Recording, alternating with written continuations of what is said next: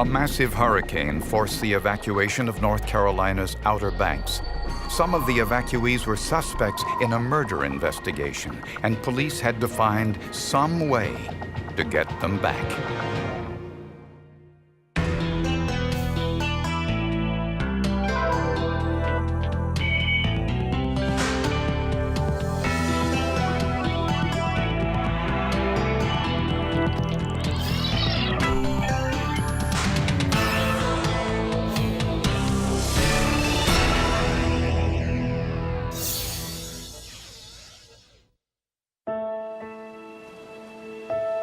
The Outer Banks of North Carolina is one of America's favorite getaway destinations.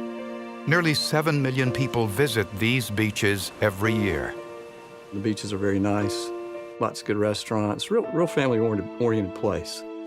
In 1993, Janet Siclari came to Nags Head, North Carolina for a week's vacation, along with her brother Robert and several friends.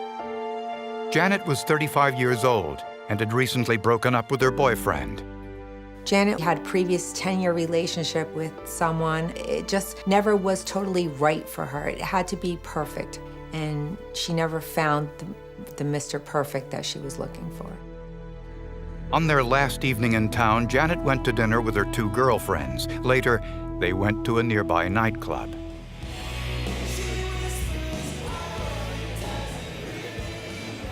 The girls decided that they wanted to get home. They were tired, and they wanted to pack up. Janet was still having fun and was partying, so they left her with the car because she was going to be basically by herself, and they knew that she would be easier to drive back while they walked together.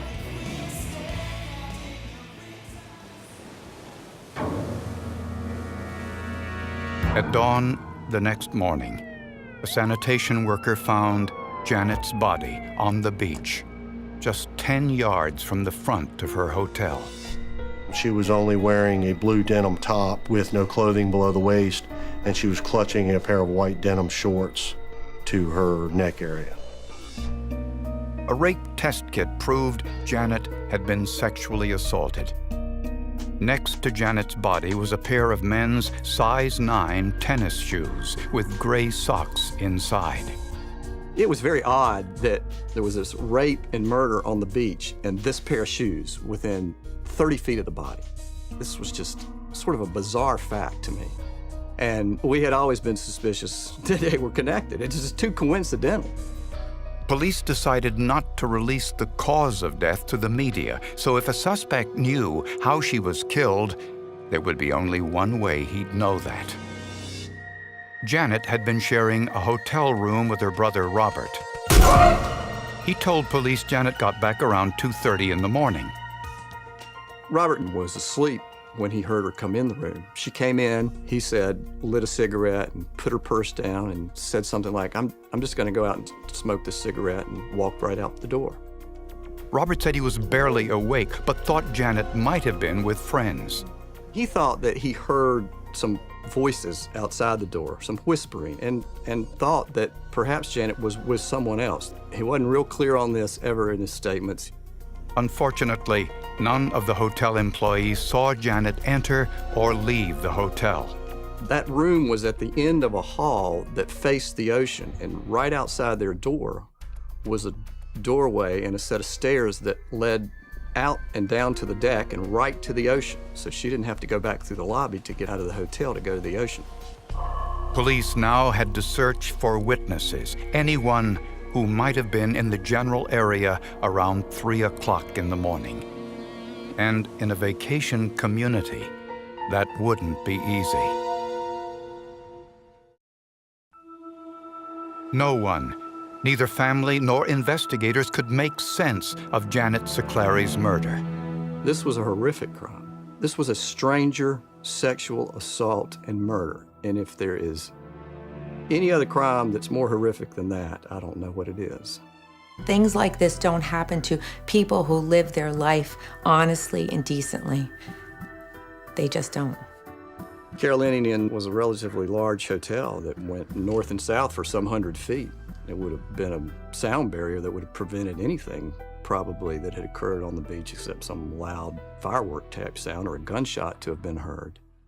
Police attempted to retrace Janet's steps on the day of her murder. According to her two girlfriends, Janet spent time in the afternoon with the hotel's bartender, Reed Powell, and they immediately hit it off. They were talking to each other. Janet was flirting a little bit, I think, with Reed. He was quiet and he was shy, which was probably very attractive to Janet. Later that evening, Janet and her friends ran into Reed at the Portical bar. Reed was there with his girlfriend, but he had gotten into a fight. While Reed was at the Portical, he saw his girlfriend dancing with another gentleman and got a little bit upset about that, and there was a slight altercation as a result. When Janet's friends went back to the hotel, Janet stayed behind to talk to Reed.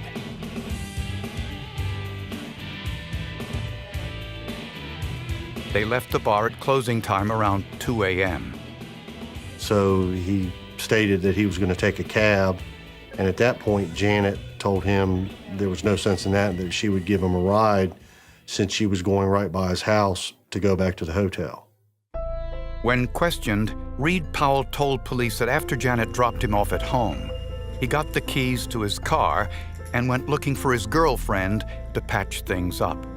His girlfriend was an employee of the Carolinian, and they had apartments there for employees. The Carolinian was also where Janet Siclari was staying. Reed drove to the Carolinian Hotel, and while waiting there for his girlfriend in the parking lot, he observed Janet arrive at the hotel and go inside by herself.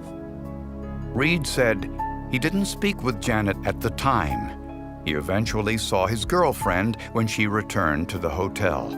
They got into a verbal argument, and he ended up slapping her across the face. That pretty much ended the conversation. His girlfriend went on to her apartment, and he went back to his apartment.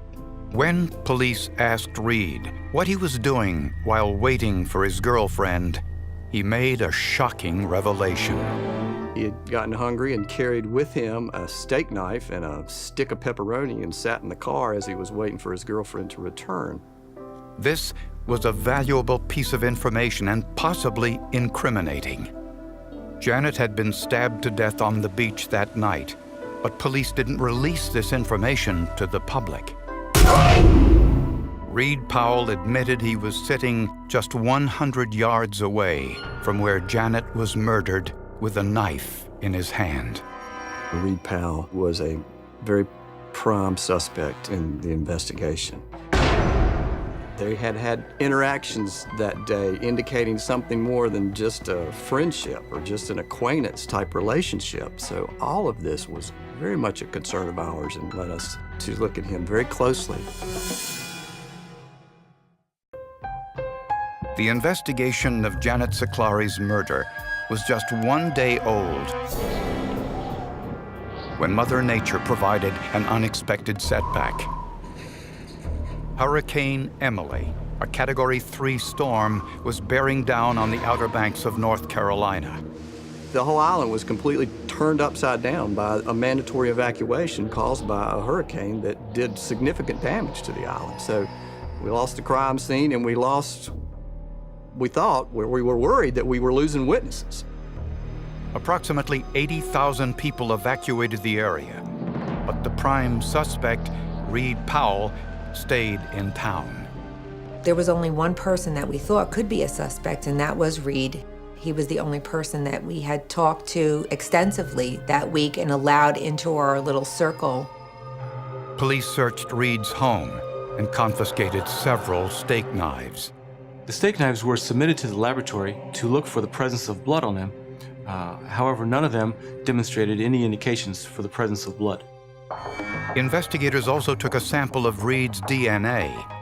At the time, in 1993, DNA testing wasn't as advanced as it is today. The method at the time was to compare the length and patterns of autorads, which look very much like barcode. We compared the DNA profile from it to the DNA profile from the vaginal swabs, and it was very easy to determine that it was not a match. I think we were all somewhat surprised that this was not a match. Police discovered there were 10 other men who were either in the vicinity of the murder or had some contact with Janet the week of her vacation. All were asked to provide a DNA sample. I examined them and their DNA standards and compared them to the DNA profile obtained from the sperm cells. Every single one of them was eliminated in this case. It began to look like the perpetrator had already left the area, either because his vacation was over or because of the mandatory evacuation. At that point in my career, I'd never had a case of this significance that we were not able to solve. So it was extremely frustrating and extremely heartbreaking. Months stretched into years, and the case turned cold. Of course, there's a lot of frustration when you're trying to deal with something like this. You're thinking that the more time goes on, the more that they'll never find the person. And you just sort of try to live with it and say that, you pray someday it'll happen, but you're thinking after 5 years it's not going to happen. But during that period of time, the FBI developed a way for every state to access the DNA profiles collected in other states. At the time, not every state collected DNA samples from convicted felons. But for the majority that did, this new system was a godsend, and they called the database CODIS, or Combined DNA Indexing System. So, in 1997, almost 5 years after Janet Siclari's murder, North Carolina officials entered the killer's DNA profile into the CODIS system. And they got a match. Amazingly, it matched someone living just an hour away in the same state of North Carolina. This was our first, what we call first cold hit of a unsolved murder-homicide, no suspect, and this was the first cold hit the state had ever had. The DNA matched 32-year-old Thomas Jabin Berry, a commercial fisherman and convicted sex offender. One of those convictions was for an assault on a 12-year-old girl. Berry claims he was innocent of that charge. She wasn't 12, she was 14. I got the paperwork in there, but or she was 13 going on 14 or something like that. But no, it was all consensual. She was 12 years old. She was a kid. When police caught up with Berry, he was in prison for a parole violation. Investigators showed him photographs of Janet Siclari and asked if he'd ever seen her. At first, he claimed he hadn't, but in a subsequent interview, he said he vaguely recalled her. I had to have had sex with Janet. I mean, that's obvious from the DNA, but it would have been consensual, and there was no, I would have never killed nobody. I'd never kill anybody. For him to say he had consensual sex with Janet is untruthful. It's a lie. I think the evidence shows that what happened was a rape and a homicide. We were dealing with two crimes here. One was a rape and one was a murder. And while the evidence of DNA, we felt like went very strongly towards prosecuting a person for the rape of Janet Siclari, that wasn't conclusive evidence of a murder. For more evidence, investigators had to look at the shoes found next to Janet's body. And inside, they found a huge surprise. The prime suspect in Janet Siclari's murder was Thomas Jabin Berry. He admitted he was in Nag's Head at the time, but he claimed any contact he had with Janet was consensual. And I had sex with a lot of people on the beach. I wouldn't have had any idea, if we met that way and then just started walking and talking and one thing led to another. I've had that happen several times in my life. As a matter of fact, my first wife and I met that way. But a look at Berry's background revealed his sexual history was far from innocent. There were approximately a dozen other victims of sexual assault by Mr. Berry. We found one incident where he actually raped a young lady on the beach. As for the night of the murder, Berry admitted he was on drugs. I think Barry had been on the beach that night somewhere, partying, drinking, and doing crack. He admitted in his statements that that period of time, he was high on crack a lot. To Janet Siclari's friends and family, the possibility of her having sex with a complete stranger was totally out of character. She wasn't one to have a casual fling or an affair with someone. She was looking for something really sturdy in her life at 35 years old, a nice, good relationship. But prosecutors didn't have to convince Janet's friends. They had to convince a jury. In an attempt to find something besides the DNA that tied Berry to the murder, detectives turned to the only other evidence at the crime scene, the tennis shoes. Berry denied the shoes were his. The only way we could think to do that was to find someone who could do shoe impressions to see if there was a way to say, like a fingerprint, except with a foot in a shoe. Investigators contacted Robert Kennedy, a forensic expert with the Royal Canadian Mounted Police. He had an international reputation for using barefoot impressions, particularly on the inside of shoes, as evidence. I became involved with the barefoot research back in 1989. And as a result of a serial killer back in New Brunswick, we needed to see if the suspect's barefoot impression would match the impressions found inside of the shoe. Kennedy soon established a database of these impressions and did a detailed study of how they're made. When somebody wears a pair of shoes, the foot generates a large amount of heat inside of the shoe, so the foot will sweat. The weight-bearing area of the foot will cause indentation on the insole of the shoe. So you have a combination of slight indentations, sweat, dirty, darkened marks inside of the shoe. These marks are unique to an individual's feet and therefore provide a potential basis for comparison. Kennedy got inked impressions on the bottoms of Thomas Berry's bare feet. Then he cut out the insoles of the shoes from the crime scene and photographed the surfaces. The images were overlaid for comparison.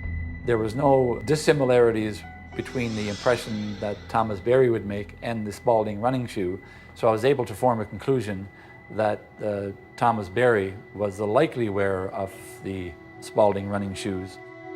To law enforcement, this placed Berry at the crime scene with the body. We always were convinced they were connected and that the shoes went with this crime and that they all pointed to Thomas Berry as our suspect. Prosecutors believe Janet gave Reed Powell a ride home from the bar, then went to her hotel. They believe her brother was mistaken when he said he heard voices coming from outside the room. Janet went back outside to smoke a cigarette.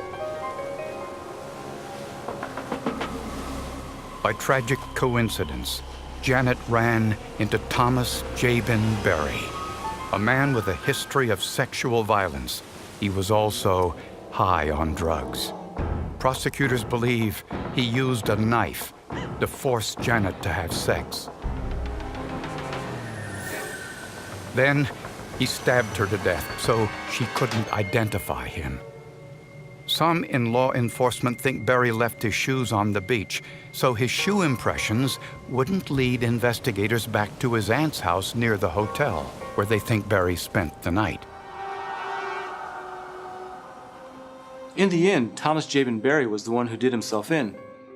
If he had not violated the conditions of his parole, his sample would never have been available for us to analyze. During Berry's murder trial, prosecutors learned an unfortunate piece of information.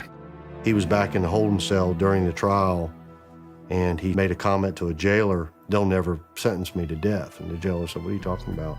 He said, "Well, there's somebody on the jury. She's good friends with my mama. She watched me grow up."